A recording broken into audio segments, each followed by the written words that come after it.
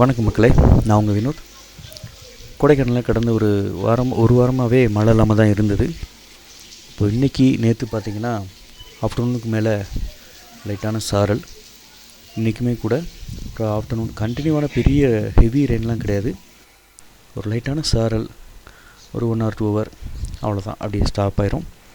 அதேமாதிரி சில நாள் மார்னிங்கில் மழை வரும், சில நாள் ஈவினிங்கில் மழை வரும். பகல்லே கூட இன்றைக்கி ஃபுல்லாக மிஸ்ட்டு கவர் ஆகிற மாதிரி தான் ரொம்ப ஒரு மைல்டாக இருந்தது. அவ்வளோதான்.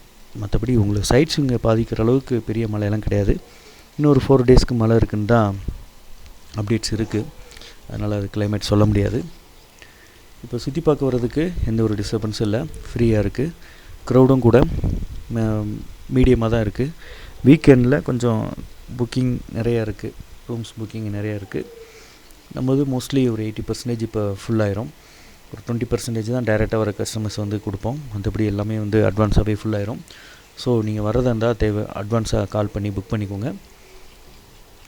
பட்ஜெட் விலையில் கம்மியான குறைந்த விலையில் கொடைக்கானலில் ரூம்ஸ் காட்டேஜஸ் எல்லாம் ப்ரொவைட் பண்ணிகிட்ருக்கோம். டார்மெண்ட்ரி, ஹாஸ்டல், இந்த மாதிரி பாய்ஸுக்கு தனியாக, கேர்ள்ஸுக்கு தனியாக, அந்த மாதிரி A to Z எல்லாமே நம்ம ப்ரொவைட் பண்ணுறோம்.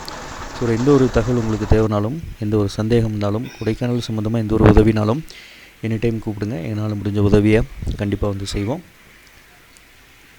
இப்போது மே மாதம் இருந்த அளவுக்கு பிஸ்னஸ் கொஞ்சம் குறைஞ்சிருச்சு, க்ரௌடு குறைஞ்சிருச்சு.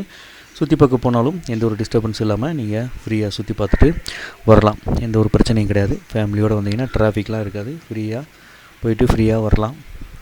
இப்போ கொஞ்சம் லைட்டாக அப்பப்போ மழை தூறல், அது ஒன்று தான் டிஸ்டர்பன்ஸு. மற்றபடி வேறு எந்த ஒரு டிஸ்டர்பன்ஸும் கிடையாது. இ-பாஸ் கண்டிப்பாக எடுக்கணும். E-pass compulsory. ஸோ அதை பார்த்துக்கோங்க. Bye, tata.